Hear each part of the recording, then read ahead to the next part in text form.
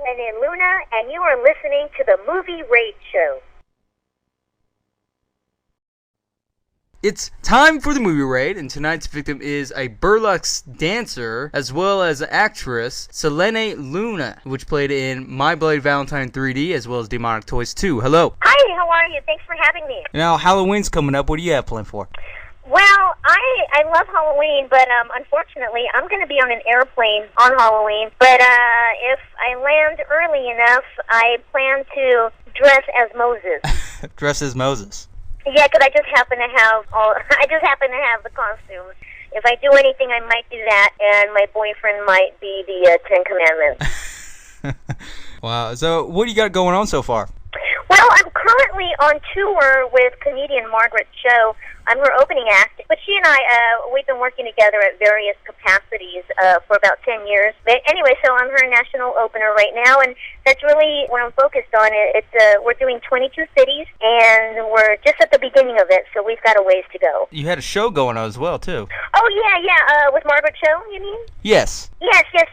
That was I believe we shot that in '07, and I think it aired in '08. Yeah, we did a reality show on VH1. It had a very short life. We were trying to do something progressive, and it didn't quite work out. We've got other irons in the fire as far as TV goes. In terms of a female role, would you consider actually combining those two types of entertainments to make a good role? Well, it just depends. I mean, once you decide to become an entertainer, regardless of the genre you go with, it's all entertainment. You can't really, I don't think it's a good idea to really separate it. Right now, my focus is stand-up comedy, which it has been for several years.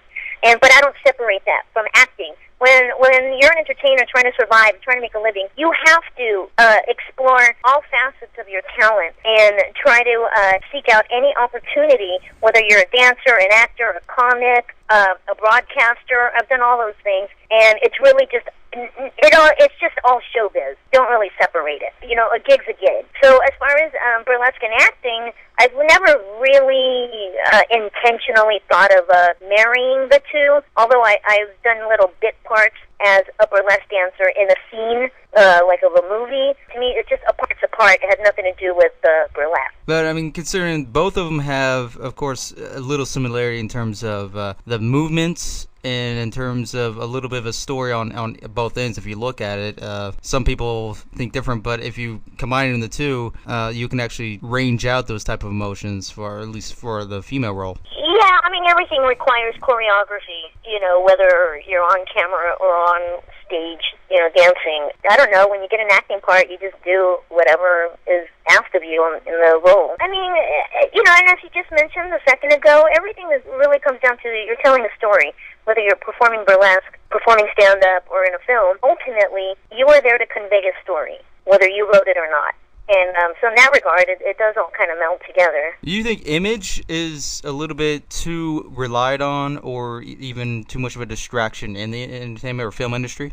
Not at all. It's the definition of entertainment. You can't separate the two. You cannot have showbiz without an image.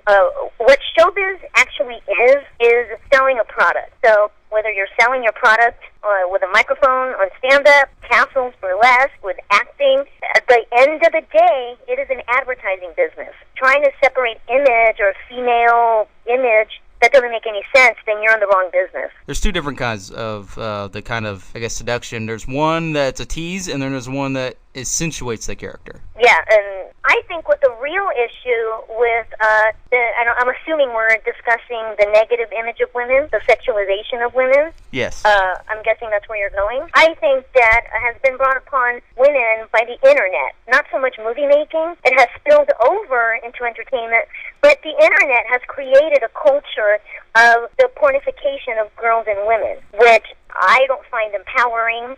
I'm not that thrilled about it, but as long as someone is a consensual adult, have at it, do whatever you want, unless you're like, a slave in the human trade, industry.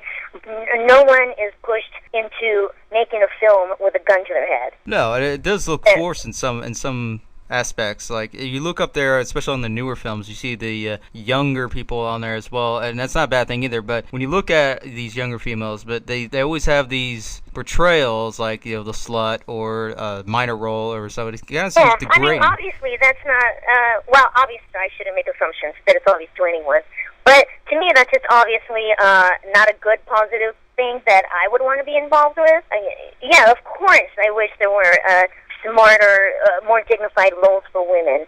It's an ongoing struggle. I think it has been in the industry for years, especially since the pornification of women online. There seems to be this general delusional image of what people now believe women should look like or be like, and of course I'm not on board with that. I'm the kind of entertainer who wants to be heard and have something to say, but also I'm not your conventional off-the-rack girl. That's not something I deal with normally. It's not like I audition with beautiful models, so that's really not, it really doesn't affect me directly, not in general. They mainly just see, it is a product to look at this type of product, but also how this product is put out, instead of just looking how this person could act or react to a role, but they more likely go for the looks. Yeah, well, showbiz in general is superficial. I'm in agreement with what you're saying. So, I'll be honest. My biggest concern is how I'm treated as a little person. The way I'm treated as a little person, the discrimination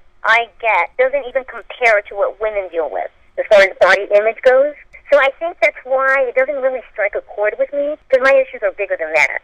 And it's not my personal issues. It's what I'm battling up against as far as image goes. It's always going to be like that because it's just the fact that they want something good. It's like commercials, for example. They want a more attractive, or even seen on boxes of products. You go to a store and you look at, let's say, a pool or something. You see a family, right? You always see a muscular guy, and you always see a more athletic, attractive build. And it's like when you watch on the screen on these newer films, or including old school as well, without a doubt, is that you see these women portrayed as what you want to see, basically, rather than what you could see. Right. And when it comes to the performance-wise, do you think that it's actually becoming a little bit better in today's era? Do you think it's lacking even more?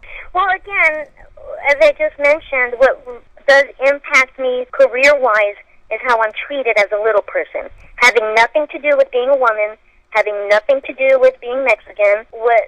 My primary image battle, I think that's what we're discussing, is about being a little person. A little person in showbiz is rarely treated as a human being. You are seen as a creature. You are treated in the most dehumanizing way. But I'm volunteering for this business because I'm hoping to influence a positive outlook on the way little people and disabled people are generally seen as in entertainment and in film. Yeah, and for the most part, they're used, and when I said, I use that word loosely, they use them as props or... Absolutely, yeah, that's what I mean by dehumanizing. You're just a prop, you're not an actor, you're just a little person filling a scary costume. I mean, just because you're small or just because you're incredibly tall does not mean you're incapable of these abilities. Exactly. Exactly, and that's the only point I'm trying to drive home with your, choice of topic, is that I am aware of the negative image that women are portrayed in. But if you want to discuss my personal experience, that doesn't really affect me.